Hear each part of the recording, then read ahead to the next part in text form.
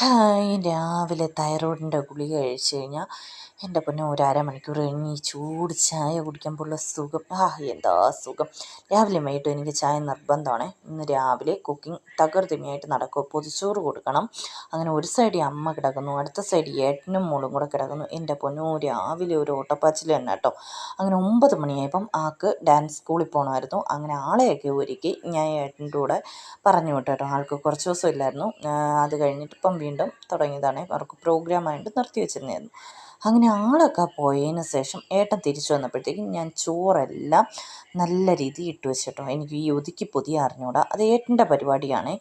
അങ്ങനെ എന്താ പറയുക, വൈകുന്നേരം ആയപ്പം ഞാൻ കുളിച്ചിട്ടൊക്കെ വന്നപ്പോഴത്തേക്കും അമ്മയ്ക്ക് ബാത്റൂമിൽ പോകണമായിരുന്നു. നമ്മുടെ ഒരാൾക്കുള്ള സഹായം വേണം കേട്ടോ, അല്ലാതെ അമ്മയ്ക്ക് എണീറ്റ് നടക്കാനോ ഒന്നും പറ്റത്തില്ല.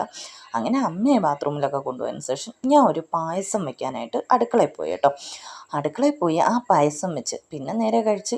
അന്നേരം അടുത്ത വീഡിയോസുമായി വീണ്ടും കാണാം. ചാനൽ ആദ്യമായിട്ട് കാണുന്നത് സബ്സ്ക്രൈബ് ചെയ്യണേ.